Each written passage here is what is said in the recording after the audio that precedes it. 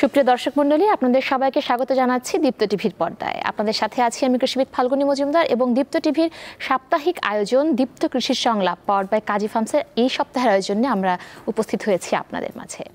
দর্শক, আপনারা জানেন প্রতি সপ্তাহে কৃষি সম্পর্কিত যে কোনো একটি গুরুত্বপূর্ণ বিষয় নিয়ে আমরা আলোচনা করে থাকি এবং আমাদের মাঝে উপস্থিত থাকেন একজন বিশেষজ্ঞ।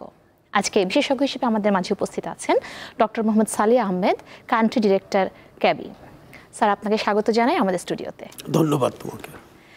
আজকে আমরা আলোচনার জন্য একটি খুবই জনগুরুত্বপূর্ণ বিষয় নিয়ে এসেছি, যেটি আসলে বাস্তবতায় এড়ানোর আমাদের উপায় নেই, কিন্তু আবার এর ফলে ক্ষতিও হচ্ছে। এমন একটি বিষয়, সেটি হলো আমাদের কীটনাশক ব্যবহারের বিধি এবং এর সতর্কতা এবং এই সংক্রান্ত বিভিন্ন আলাপ আমরা করব।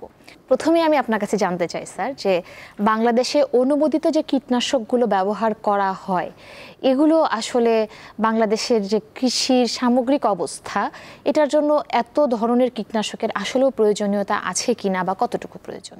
এ নিয়ে যারা বিশেষজ্ঞ তারাও এই বিষয়টা নিয়ে চিন্তিত যে এত সংখ্যক হয়তো বা প্রয়োজন নেই, তারা মনে করে বলে থাকেন অনেক সময় অনেক। তো সেটাই যে এত সংখ্যক কোম্পানি, এত সংখ্যক মানে ব্র্যান্ডে মানে হচ্ছে, এতে কৃষকও একটা বিভ্রান্তির মধ্যে পড়ে যায়। এবং আমাদের কৃষকগণ মানে তারা তো বেশিরভাগই তারা মানে ওই নিজেরা স্ব-উদ্যোগেই সব কিছু করে থাকে। হ্যাঁ, তারা কৃষি সম্প্রসারণ বিভাগের সাথে খুব বেশি সংখ্যক কৃষক যোগাযোগ করে না। যখন তাদের জমিতে কোনো পোকা বা রোগের প্রাদুর্ভাব ঘটে তখন সাধারণত তারা নিকটস্থ ওই পেস্টিসাইড ডিলারের শরণাপন্ন হয়। আমাদের পেস্টিসাইড ডিলারদেরও মানে পেস্টিসাইড সম্পর্কে খুব একটা ধারণা স্পষ্ট নেই এবং প্রাতিষ্ঠানিকভাবেও তাদেরকে এই শিক্ষা দেওয়ার মতন ব্যবস্থা আমাদের দেশে গড়ে ওঠে নেই। তো যে কারণে কৃষক যখন যায় তাদের কাছে তখন তারা মানে পোকা কিংবা রোগ, এটা কোন পোকা এটা শনাক্ত করার ক্ষমতা থাকে না। যেমনি কৃষক তেমনি সেটা সম্বন্ধে জ্ঞানেরও সীমাবদ্ধ থাকে আমার পেস্টিসাইড ডিলারের। তখন তার ইচ্ছা মতোই সে একটা কীটনাশক এবং যেটা তার দোকানে এই মুহূর্তে যেটা অ্যাভেলেবল আছে এটাই সে দিয়ে দেয়। তো এই ক্ষেত্রে মানে ঠিক পোকাটার জন্য যেই ওষুধটার দরকার হয়তো ওই কীটনাশকটা না এটা। তো এতে করে কৃষকরা প্রতারিত হয়, তাদের অর্থ ব্যয় হয়, আলটিমেটলি পরিবেশের ক্ষতি হয়। একদম, যেটা আসলে আমাদের মূল কনসার্ন, যে আমাদের যে কৃষির এই কীটনাশক ব্যবহার করার জন্য ইকোসিস্টেম, যেটা আমাদের বাস্তুসংস্থান, আমরা দেখা যাচ্ছে যে ব্যাঙ হারাচ্ছি, আমরা উপকারী পোকামাকড়ের সংখ্যা আমাদের কমে যাচ্ছে বেশি পেস্টিসাইড ব্যবহার করার কারণে, কীটনাশক ব্যবহার করার কারণে, বা আমাদের দেখা যাচ্ছে মাটির স্বাস্থ্য খারাপ হয়ে যাচ্ছে স্যার। তো এই সংক্রান্ত বিভিন্ন গবেষণা বাংলাদেশে যথেষ্ট আছে কিনা? যথেষ্ট কথাটা নিয়ে আমার একটু প্রশ্ন, কিন্তু আছে। কিন্তু মূল কথা হলো যে যেটুক আছে সেটুকু বহুল প্রচারিত হচ্ছে না। এটা আমাদের কিছুটা প্রাতিষ্ঠানিক দুর্বলতাও রয়েছে, সীমাবদ্ধতাও রয়েছে প্রতিষ্ঠানগুলোর। কারণ যা মোটামুটি আমাদের দেশের প্রয়োজনের জন্য যে সমস্ত তথ্যাদি এই মুহূর্তে আমাদের এই সমস্যাটার ব্যাপারে সাহায্য করতে পারে এগুলো বিদ্যমান আছে এবং কৃষি গবেষণা ইনস্টিটিউট তাদের গবেষণা, তারপরে আমাদের কৃষি সম্প্রসারণ বিভাগের তারাও বিভিন্ন প্রকল্পের মাধ্যমে সরকারি প্রচেষ্টায় তারাও অনেক ধরনের বুকলেট, লিফলেট, প্রচারপত্র ইত্যাদি করে থাকে। কিন্তু বিষয়টা হলো যে কৃষকরা আমাদের এই আদিকাল থেকেই এই বিষয়টা লক্ষ্য করা গেছে যে কৃষকরা তাদের মন গড়া বিষয়টা নিয়েই তারা বেশি আগাতে চায়। তারা খুব একটা তাদের ধারণা, দেখা যায় যে অমুক কৃষক এটা ব্যবহার করে ফল পেয়েছিল আজ থেকে আরো 2-4-5 বছর আগে, আমিও এইটাই ব্যবহার করব, নতুন কোনো আমি কিছু গ্রহণ করব না।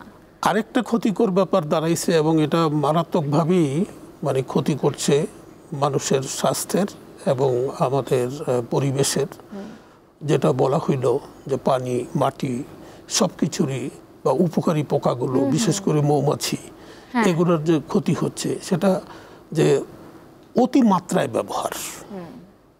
কৃষকরা সাধারণত কোম্পানি যে তার কন্টেনার কিংবা লেবেলে বা বোতলে যে ব্যবহার বিধিটা লেখা দেয়, যে তথ্যগুলো দেয়, এটা মোস্ট মেজরিটি কৃষক এটা পড়ে না। তো যে কারণে এবং এক একটা সিজনে এক একটা মানে ফসলের মানে যে লাগানো থেকে হারভেস্ট করা পর্যন্ত যে সময়, এই সময়ে আমরা সাধারণভাবে বলতে গেলে 3 থেকে 5-6 বারের বেশি প্রয়োগ করার দরকার হয় না বালাইনাশক। কিন্তু বিভিন্ন তথ্যের মাধ্যমে জানা যায় যে তারা এমনও আছে যে একদিন পর পরও স্প্রে করতে থাকে। এবং আমরা যেটা বলে থাকি যে বিশেষ করে সবজি জাতীয় ফসলের ক্ষেত্রে, বেগুন, টমেটো এগুলোর ক্ষেত্রে যে একবার স্প্রে করার পরে যে রেসিডুয়াল এফেক্টটা চলে যাওয়ার যে সময়টা, সেটা কিন্তু সাধারণত দেওয়া হয় না এবং এই জন্য ওইটা মানুষের শরীরেও কিন্তু প্রবেশ করে যাচ্ছে। সেটাই। আর একটা প্রশ্ন স্যার আপনার কাছ থেকে জানতে চাই, যেটা আমরা মাঠ পর্যায় থেকে অনেক সময় অভিযোগ শুনি যে কৃষক নিজের ইচ্ছা মতো একাধিক ধরনের রাসায়নিক মিশ্রণ করে হয়তো তার স্প্রে করার সুবিধার্থে বা কৃষক ভাবছেন যে এটি হতে পারে হয়তো বা বেশি উপকারী আমার ফসলের জন্য, বিভিন্ন রকম গ্রুপের রাসায়নিক একসাথে মিশিয়ে স্প্রে করছেন। এটি আসলে কি ফল দেয় নাকি আসলে 2 ধরনের রাসায়নিক বা 4-5 ধরনের রাসায়নিক একত্র হয়ে সেগুলো একে অপরকে কর্মক্ষমতা নষ্ট করে ফেলে, নাকি এটা কোনো সমস্যা হয় না? না, এটা একটা মানে সাম্প্রতিককালের আরেকটা মানে ক্ষতির ব্যাপার হয়ে দাঁড়াইছে এই বিষয়টা, যে এটা ককটেইল যে একটা সৃষ্টি করে, একাধিক করে, এটার কোনো বৈজ্ঞানিক ভিত্তি নাই। আচ্ছা, কোনো বৈজ্ঞানিক ভিত্তি নাই। কৃষক হয়তো অত জ্ঞান নাই, তার জ্ঞানের সীমাবদ্ধতার কারণে সেই বিষয়টাকে হয়তো কারো কাছে শুনছে বা পেস্টিসাইড ডিলারও বলেছে যে এটার সাথে এটা মিক্স করে দিয়ে দেন, এরকম। তো এটার আসলে কোনো বিজ্ঞান ভিত্তিকই নাই, বরঞ্চ এটা ক্ষতি হয়। তো এগুলোকে একটা জটিল পর্যায়ে নিয়ে যাওয়া হয় যখন বিভিন্ন গ্রুপের পেস্টিসাইডকে একটা ককটেল বানিয়ে দেওয়া হয়। এবং তারপরে আরেকটা আমাদের মানে খুবই চিন্তার বিষয় যেটা, এবং মানে আমাদের অজান্তেই ক্ষতি করে যাচ্ছে বিষয়টাকে, সেটা হলো কীটনাশক প্রয়োগের পরে, সেটা একটা কীটনাশকই ব্যবহার করুক আর ককটেলই ব্যবহার করুক, তো এই ব্যবহারের পরে প্রত্যেকটা কীটনাশকের মধ্যেই ব্যবহারের দিন থেকে শুরু করে কবে এটা কর্তন করা হবে, হারভেস্ট করা হবে, আলোচনা করছিলাম বা ভক্ষণযোগ্য হবে, এইটা লেখা থাকে, কিন্তু এটা পড়ে না। আসলে বিভিন্ন ধরনের কীটনাশক ব্যবহার করার পরে যে সময়টা থাকে, যে 7 দিন বা এটির পরে 7 দিন, এটির পরে 10 দিন, এক এক কীটনাশকের এক এক রকম থাকে। তো এই জিনিসটা আসলে আমরা মেনে চলছি না কৃষকরা, বা এটা সম্পর্কে আমাদের সচেতনতাটা কম। তো এই যে সচেতনতা কম, এটার ফলে আসলে কি কি ক্ষতি হতে পারে? এটা সহজ কথাই আমরা বলতে পারি যে কীটনাশকটা প্রয়োগের পরে সাথে সাথেই বা কয়েক ঘন্টার মধ্যেই যদি আমরা ব্যবহার বিধির ওই অংশটা না মেনে আমরা যদি এটা খাই, তো খাওয়ার পরে সরাসরি বিষের কিছু অংশ আমার খাদ্যনালীর মাধ্যমে আমার শরীরে প্রবাহিত হচ্ছে, এবং এটা একটা রেসিডুয়াল ইফেক্ট আমার শরীরে হবে, এবং ক্রমান্বয়ে দিন, মাস, বছর যেতে যেতে এগুলো বডি থেকে বের হয় না, এগুলো বডিতে সঞ্চিত থাকে।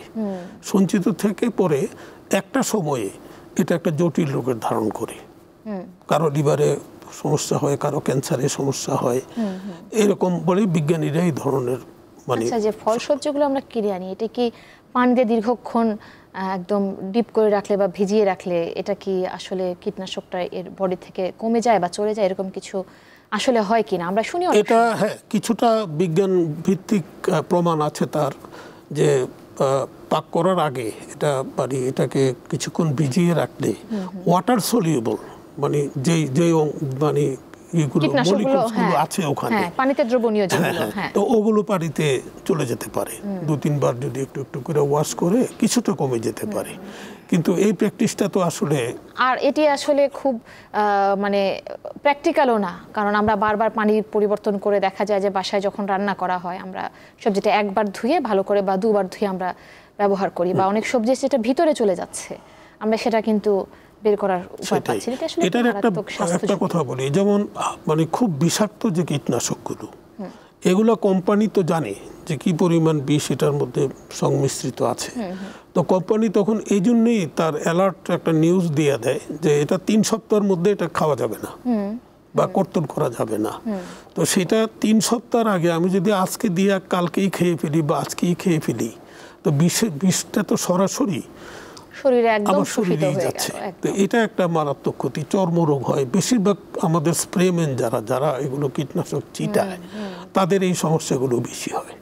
এবং কীটনাশক ছেটানোর জন্য বেশ কিছু সতর্কতা অবলম্বন করার নির্দেশ দেওয়া হয়, যেমন গামবুট পরা বা নাকে মুখে বেশ ভালোভাবে মাস্ক পরিধান করা, হাতে রাবারের গ্লাভস পরা, শরীরে জামা কাপড়ের উপরে অ্যাপ্রন পরা, স্প্রে করার পরে সাবান দিয়ে ভালো করে গোসল করা বা পরিষ্কার করা। এগুলো আসলে আপনি মাঠ পর্যায়ে কতটুকু দেখেন কৃষকদের ভিতরে? খুব কম, খুবই কম, অলমোস্ট নীল।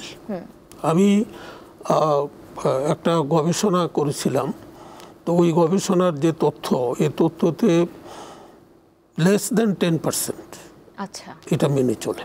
আমরা একটা স্যাম্পলিং করছিলাম কয়েকটা ডিস্ট্রিক্টে, কয়েকটা ইউনিয়নে, তো খুবই কম এটা এটা ইনসিগনিফিকেন্ট। কারণ সরাসরি প্রভাবটা তো তাদের উপরেই সবচেয়ে বেশি পড়ছে। তারা নাক মুখ দিয়ে এটা তার নিঃশ্বাসের সাথে গ্রহণ করে ফেলছে বা চামড়াতে লাগছে। যদি ফসলটা 7 দিন 10 দিন পরে তোলা হয়, হয়তো বা ভোক্তার কাছে সেটা যেতে পারে, নাও যেতে পারে, কিন্তু যিনি ব্যবহার করছেন, স্প্রে করছেন, তার কাছে তো নিশ্চিতভাবে এটি যাচ্ছে এবং সরাসরি তার শরীরেও পড়তেছে, শরীরেও পড়তেছে। আমি এক সময় আমাদের নরসিংদীর রায়পুরে একটা বেগুন খেতে গেছিলাম, তো আমি দেখলাম যে ওরা যে স্প্রে করতেছে, স্প্রেম্যান মানে বেশ গরম ছিল, তার সারা শরীর ঘামতেছে, তার লুঙ্গি পরা, এর ভিতরে গামছা দিয়ে তার কোমরে বেঁধে রাখছে, সব ভিজা তার। ওই স্প্রের পানি ওই মিশ্রিত ভিজাচার, তারপরে তার মানে নাকে মুখে একটু চুলকাইতেছে, তো সে তার ওই গামছাটা দিয়েই সে করতেছে। তাকে বলা হইলো যে ভাই এটা তো তুমি কি করলা, এটা তো বিষ। স্যার এগুলো কিচ্ছু হয় না, মানে তার ধারণাটা এরকম, অত্যন্ত ক্ষতিকর জিনিস তো এটা। আচ্ছা, এই যে আমরা বলছি যে তার অ্যাপ্রন পরা বা গামবুট পরা বা মাস্ক পরা, এইটা সংক্রান্ত যে সরকারি কোনো রকম কোনো উদ্বুদ্ধকরণ কোনো কর্মসূচি বা এরকম কিছু সারা দেশের কোথাও চলমান আছে কি না? আমার জানা মতে যে সরকারি বেসরকারি সংস্থাগুলো যারা এই বিষয়ে মানে জনসচেতনতা আনার জন্য কাজ করছে, বিশেষ করে আমি কৃষি সম্প্রসারণ অধিদপ্তরের কথা বলতে পারি, তাদের মূলত কর্মকাণ্ডের একটা অংশই এটা।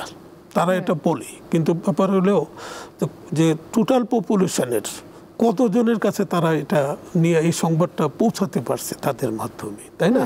এছাড়া মাস মিডিয়াগুলো, পত্রপত্রিকায়ও এগুলো বলা হচ্ছে।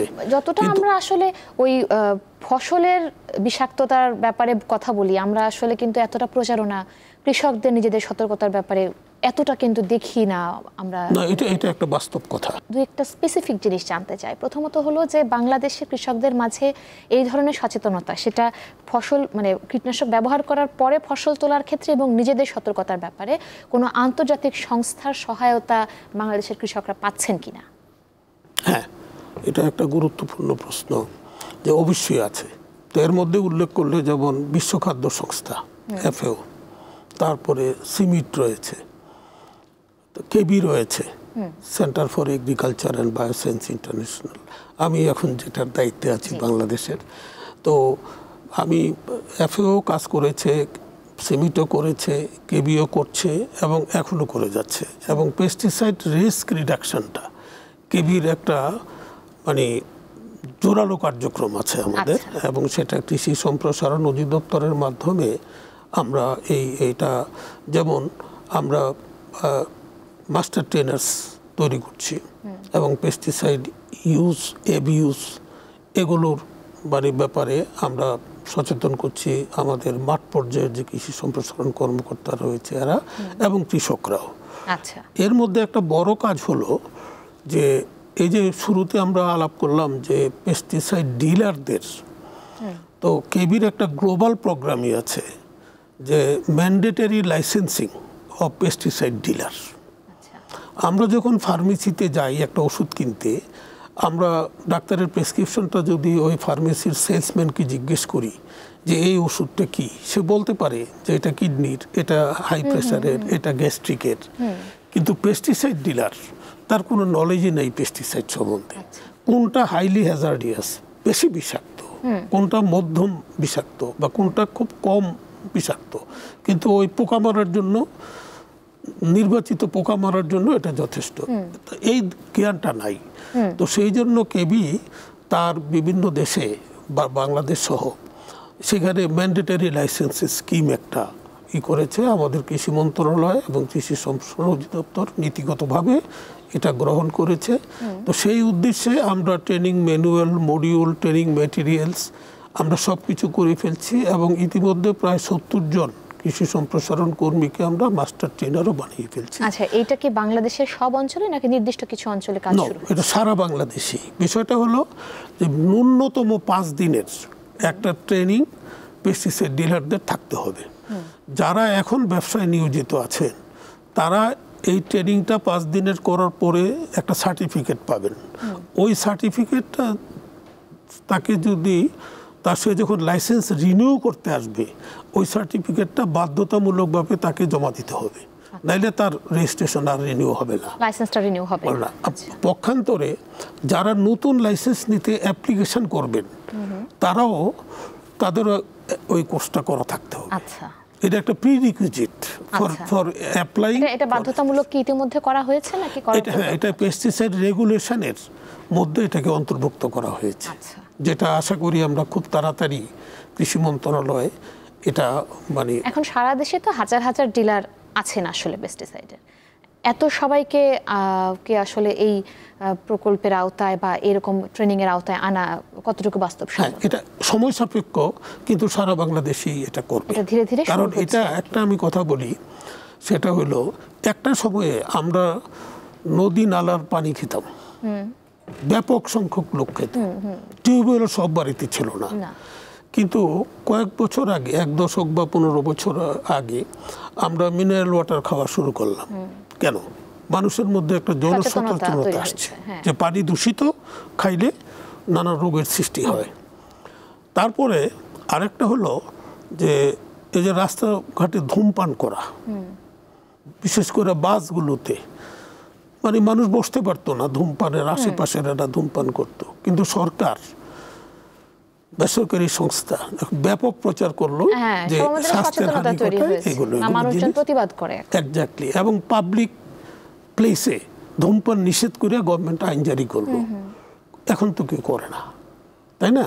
তো আমাদের বিশ্বাস একটা সময় আসবে যখন মানুষ বুঝতে পারবে যে এইগুলো করা তাদের ক্ষতি হচ্ছে, তার নিজের, সারা দেশের মানুষের, প্লাস বায়োডাইভার্সিটির, পরিবেশের ইত্যাদির ক্ষতি হচ্ছে। একটা সময় গ্রাজুয়ালি যেতে হবে, কারণ 97-98 হাজার ডিলারকে তো আর 1 বছরে ট্রেনিং দেওয়া সম্ভব না। ফেজ বাই ফেজ এটা যেতে হবে। আচ্ছা, এখন স্যার আমরা একদম শেষে আপনার কাছে জানতে চাই যে আপনার তো আসলে মাঠ পর্যায়ে কৃষি এবং কৃষকের সাথে কাজ করার দীর্ঘ অভিজ্ঞতা আছে। সেই অভিজ্ঞতার আলোকে আমাদের বর্তমান যে ব্যবহার বিধি কীটনাশক সংক্রান্ত যে সরকারি আছে, সেখানে আর কি সংযোজন, বিয়োজন বা নতুন কিছু কিও আনা যেতে পারে কিনা, বা কিভাবে করলে এটি আসলে কৃষকদের কাছে আরো বেশি পৌঁছাবে, সচেতন হবে তারা আরো বেশি, সেটা ডিলার হতে পারে, সম্প্রসারণ কর্মী হতে পারে যারা ব্লক লেভেলে কাজ করেন, বা কৃষক, কি করা যেতে পারে যাতে এটা আরো তারা বেশি? এটা একটা চমৎকার প্রশ্ন। যে প্রথম হলো যে আমাদের যে রেগুলেশনটা আছে, পেস্টিসাইড রেগুলেশন আছে, এই রেগুলেশনটার মধ্যে অনেক ভালো ভালো জিনিস আছে, কিন্তু বাস্তবে তার প্রয়োগটা সেইভাবে হচ্ছে না। কাজেই আইন বিধি থাকা এক জিনিস, আর এটাকে প্রয়োগ করা এটা আরেক জিনিস। কাজেই এই বিষয়টার উপরে একটু নজর দিতে হবে। তারপরে এটা তো একটা বিষ, আমাদের হিউম্যান ড্রাগসে, ওষুধের কিছু কিছু ওষুধ আছে যেগুলো উইদাউট প্রেসক্রিপশন সেল করা যায় না, তাই না? অথচ কি মজা, আমরা বিষ বিক্রি করছি, কোনো প্রেসক্রিপশন লাগে না। যে বিষ বিক্রি করছে তার মানে এটার একটা ওইটা করা যায় কিনা, যে একটা প্রেসক্রিপশন সিস্টেম চালু করা যায় কিনা, অ্যাটলিস্ট পাইলটিং করেও দেখা যেতে পারে। অনেক ধন্যবাদ স্যার, আপনার গুরুত্বপূর্ণ সময় থেকে দিয়েছেন আমাদেরকে আজকে, এবং বেশ গুরুত্বপূর্ণ একটা আলাপ আজকে আমরা করছিলাম, যেটি আসলে আরও অনেক সময় নিয়ে আলোচনার দাবি রাখে। হয়তো ভবিষ্যতে আরও কোনো দিন আলোচনা হবে এটা নিয়ে, কিন্তু এই যে গুরুত্বপূর্ণ বিষয়ে আপনার অভিজ্ঞতা এবং জাতীয় আন্তর্জাতিক পর্যায়ের যে কর্মকাণ্ডগুলো আপনি ব্যাখ্যা করেছেন আমাদের স্টুডিওতে এসে, আপনাকে সেজন্য অনেক ধন্যবাদ। ধন্যবাদ আপনাকেও, এবং ধন্যবাদ দীপ্ত টিভিকে আমাকে আমন্ত্রণ জানানোর জন্য। প্রিয় দর্শক, আপনারা এতক্ষণ দেখছিলেন দীপ্ত কৃষি সংলাপ পাওয়ার্ড বাই কাজী ফার্মসের এই সপ্তাহের আয়োজন। এই সপ্তাহে আমরা খুবই গুরুত্বপূর্ণ একটা বিষয় নিয়ে আলোচনার অবতারণা করলাম, যেটি হলো কীটনাশকের ব্যবহার এবং এটির সতর্কতা নিয়ে, যেটি আসলে কৃষক এবং ভোক্তার স্বাস্থ্য, পাশাপাশি আমাদের মাটি, পানি, বায়ু, ফসল সব কিছুর যে একটা সহাবস্থান এবং যে আমাদের বাস্তুসংস্থানের ভালো থাকা সেটির সাথে জড়িত। আশা করি আজকের এই আলোচনা থেকে আপনারা বেশ কিছু বিষয়ে পরিষ্কার ধারণা পেয়েছেন এবং সচেতনতা বাড়ানোর ক্ষেত্রে এটি একটি গুরুত্বপূর্ণ ভূমিকা রাখবে বলেই আমরা বিশ্বাস করি। সবাই ভালো থাকবেন।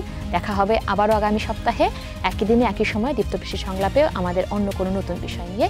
সে পর্যন্ত সবাই ভালো থাকুন, সুস্থ থাকুন।